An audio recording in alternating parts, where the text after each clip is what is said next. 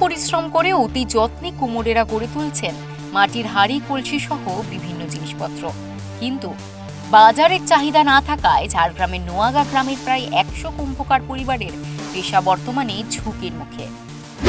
আমাদের মাটির জিনিস এখন এই ব্যবসা পানি এখন চলেনি ভালো। মাটি প্লাস্টিক বাড়িয়ে গেছে, দিতে আমাদের এখনও ইনকাম কমে গেছে বিরাট। আমাদের এই সংসার মাটির জিনিসেই চলে, আর সেল অনেক কমে গেছে, তাতে আমাদের সংসার মেনটেন হয়ে চলছে নি। আর সরকার তো আমাদেরকে দেখেই নি মোটামুটি। বর্তমানে প্লাস্টিকের দাপটে বাজার পাচ্ছে না কুম্ভকারদের তৈরি জিনিসপত্র, আর তাই বাধ্য হয়েই পেশা বদলে ফেলছেন তারা। মাটির জিনিস ওখানে বিক্রি আর হয়নি। কেন? ওই প্লাস্টিকের বেরিয়ে গেছে, আর হচ্ছে না। হ্যাঁ, ওখানে যে দই ভাড়বি সেগুলো মানে বেড়ে গেছে ছোটো বড়ো সবাই। আর এখন সব টলিজনের জিনিস আনছে। আমাদের গাড়ুগুলো বসুন্ধরাও আর বিক্রি হয়নি, সেগুলো আগে বিক্রি হতে ছিল, এখন সেগুলো আর হয়নি। সেগুলো এখন প্লাস্টিকের সব বেড়ে গেছে। হ্যাঁ, সেগুলো বন্ধ হয়ে গেছে, সব তো হয়ে গেছে। এখন আমাদের মাটির সংসারে আর চলছে না।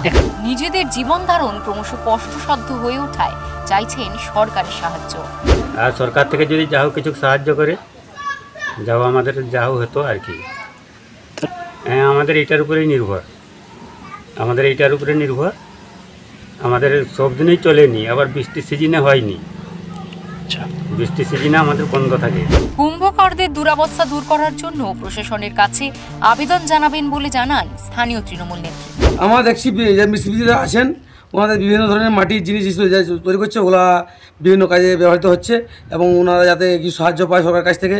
দিদি বলেছেন যে সমস্ত সহযোগিতা করে দেওয়া হবে। তাই আমি আমার পক্ষ থেকে বলছি, ব্লকের বিডিও সাহেবকে জানিয়ে প্রশাসনের পক্ষ থেকে আমরা ওদের কিছু করে দেওয়ার চেষ্টা করবো, যাতে ওদের কিছু পায়।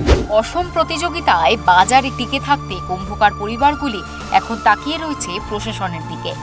ঝাড়গ্রাম থেকে অরূপ ঘোষের রিপোর্ট, ওঙ্কার বাংলা।